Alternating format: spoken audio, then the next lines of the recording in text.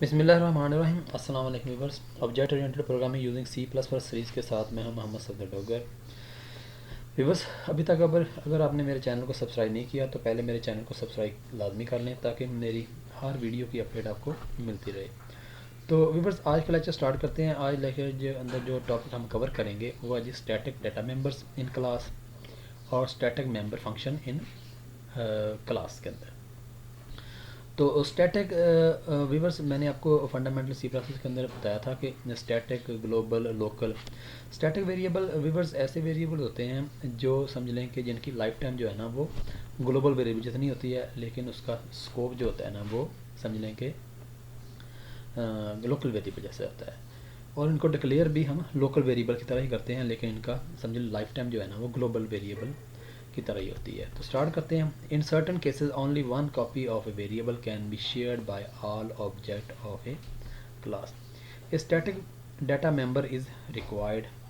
If a data element in a class is declared as a static, only one such item is created for the entire class, no matter how many objects are created. यानी कि आप एक ही दफ़ा static variable को declare करेंगे, इससे ये फ़र्क नहीं पड़ता कि आप इसको कितने अपने ऑब्जेक्ट क्रिएट कर रहे हैं, वो हर उसको ऑब्जेक्ट जो है ना उसको एक्सेस कर सकता है। A member static variable is visible only within the class, but its lifetime is the entire program. This seems like a global variable. It continues to exist even if there are no object.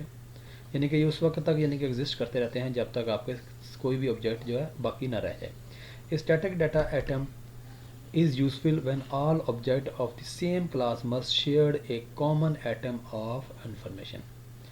Viewers, ये static data member जो है ना उस वक्त useful होंगे जब आपकी class के अंदर काफ़ी सारे ऑब्जेक्ट एक सेम कॉमन आइटम को जो है ना उसकी इन्फॉर्मेशन को शेयर कर रहे हों। तो व्यूवर्स स्टार्ट करते हैं। जैसे व्यूवर्स, मैं यहाँ पे एक क्लास बनाई हुई है टेस्ट के नाम से, और इसके अंदर मैं एक वेरिएबल लेता हूँ स्टैटिक डाटा मेंबर मैंने ले लिया व्यूवर्स, बल्कि इसको मैं क्लास का नाम देता हूँ कॉन्टा, और इसी क्लास का मैं यहाँ पे व्यूवर्स एक कंस्ट्रक्टर डिक्लेयर कर लेता हूँ। और कंस्ट्रक्टर का क्या काम होगा, वेरिएबल को मैं नाम देता हूँ काउंट, वो इसको काउंट को जो है ना वो क्या करता जाएगा, प्लस प्लस करता जाएगा। ठीक है व्यूअर्स, यानी कि मैंने एक स्टैटिक डाटा मेंबर ले लिया जिसका नाम क्या है, काउंट है। और व्यूअर्स, इसको मैंने कंस्ट्रक्टर ले लिया। जैसे मेरा कोई ऑब्जेक्ट डिक्लेयर होगा काउंट में, वो इंक्रीमेंट जो है ना वो करता जाएगा। और यहाँ पे मैं एक मेंबर फंक्शन लेता हूँ जो शो काउंट, वो मुझे क्या कर देगा, काउंट को शो कर देगा। सी out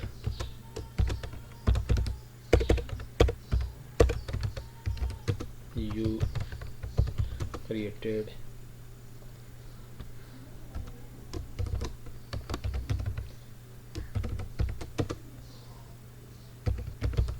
object of this class.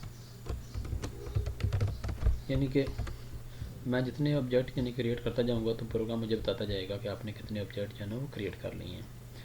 तो व्यूवर्स, ये मेरा एक स्टैटिक डाटा मेंबर्स है, समझिए स्टैटिक डाटा मेंबर है।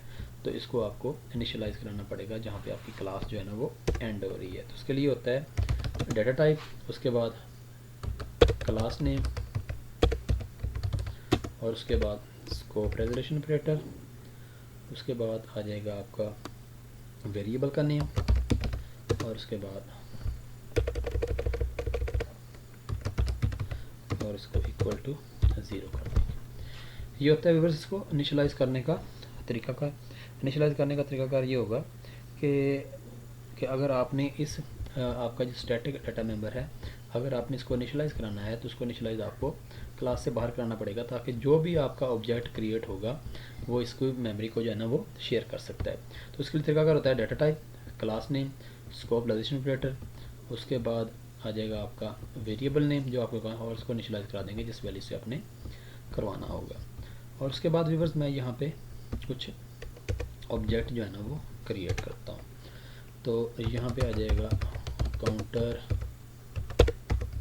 obj1, और यहाँ में मैं करता हूँ obj1 डॉट शो। सेव करने के बाद इसको मैं रन करता हूँ। You created one object of this class, आपने इस क्लास का एक ऑब्जेक्ट क्रिएट कर लिया है। व्यूअर्स अगर मैं एक ऑब्जेक्ट और क्रिएट कर लेता हूँ तो इसका आ जाएगा you created two object of this class. एक ऑब्जेक्ट और क्रिएट कर लेता हूँ, 3 है, ऑब्जेक्ट 4 है, ऑब्जेक्ट 5 है। तो ये देखिए आपको ये काउंट करता जाएगा, you created 5 object of that class. तो व्यूअर्स अब ये कैसे काम कर रहा है, जो आपका ऊपर वाला प्रोग्राम है इसके अंदर आपने क्या किया हुआ है, एक समझिए डाटा मेंबर लिया है एज ए स्टैटिक, आपने इसको डिक्लेयर किया हुआ है।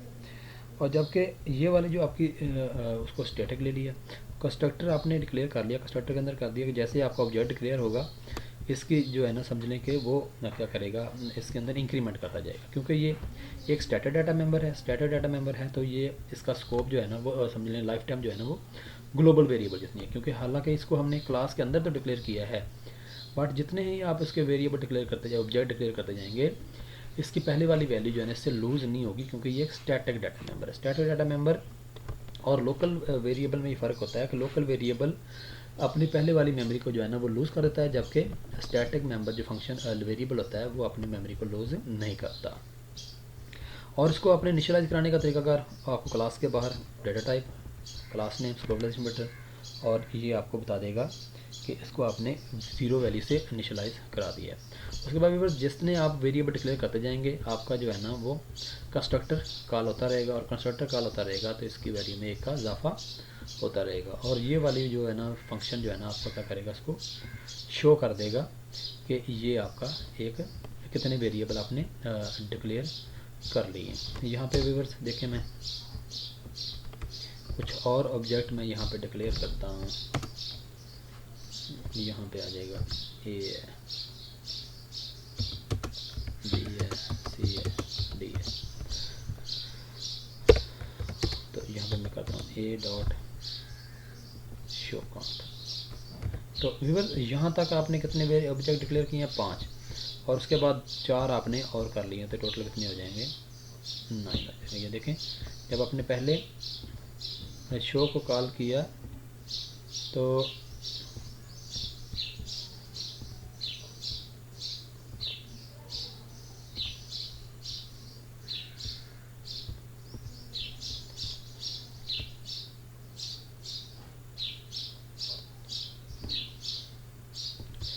जब आपने शो को कॉल किया, पहले ही कॉल किया ऑब्जेक्ट 1 के थ्रू, उस आप कितने ऑब्जेक्ट हैं, 1 है, 2 है, 3 है, 4 है एंड 5 है।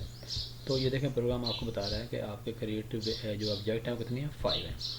उसके बाद व्यूअर्स आपने क्या किया, 4 ऑब्जेक्ट आपने और क्रिएट कर दिए, 5 और 4 कितने हो जाएंगे, ये 9 ऑब्जेक्ट हो जाएंगे।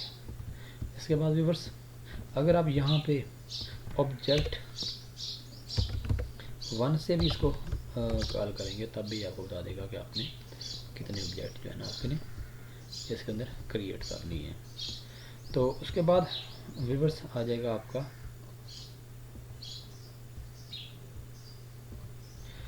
उसके बाद आ जाएगा static member function. A function should be static if it only access static member of class, यानी कि ऐसा समझ लें आप फंक्शन, आप स्टैटिक में फंक्शन बनाते हैं जिसको आप स्टैटिक मेंबर से ही, क्लास के स्टैटिक मेंबर से ही एक्सेस कर सकते हैं।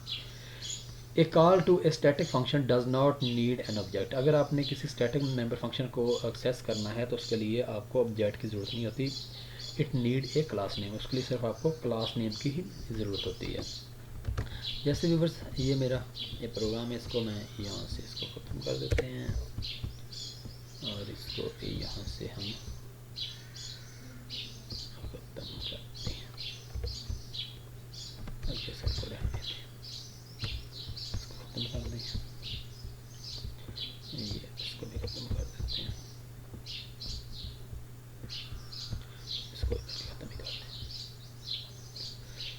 यहाँ पे शो का फंक्शन बनाते हैं, cout I am static member function, मैं एक स्टैटिक मेंबर फंक्शन। तो इसके लिए लिखना पड़ेगा आपको स्टैटिक। तो व्यूअर्स ये हमारा एक स्टैटिक मेंबर फंक्शन है। तो फिर इसके लिए हमें व्यूअर्स ऑब्जेक्ट की ज़रूरत नहीं है। इसको एक्सेस करने का तरीका का सिंपल होता है, आप यहाँ पे क्लास नेम लिखेंगे, उसके बाद स्कोप रेजोल्यूशन ऑपरेटर, और उसके बाद आप इसको फंक्शन का नाम लिखेंगे, तो ये डाटा आपका एक्सेस हो जाएगा।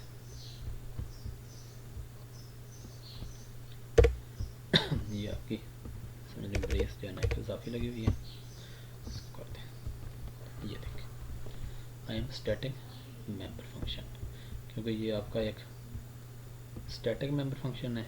इसको व्यूअर्स आपको किसी ऑब्जेक्ट का समझे एक्सेस करने के लिए आपको किसी ऑब्जेक्ट की ज़रूरत नहीं है। सिर्फ आप क्या करेंगे, इसका class name, scope resolution operator, और उसके बाद उस फंक्शन का नेम जो आपने स्टैटिक डिक्लेयर किया है उसको आप एक्सेस कर सकते हैं। तो ये तो था व्यूअर्स तरीकाकार कि स्टैटिक डाटा मेंबर को हम कैसे बनाते हैं और स्टैटिक मेंबर फंक्शन को हम कैसे कॉल करते हैं और कैसे उनको एक्सेस कर सकते हैं। उम्मीद है कि आपको समझ आ गई होगी। नेक्स्ट लेक्चर तक बाय, ओके, अल्लाह हाफ़िज़।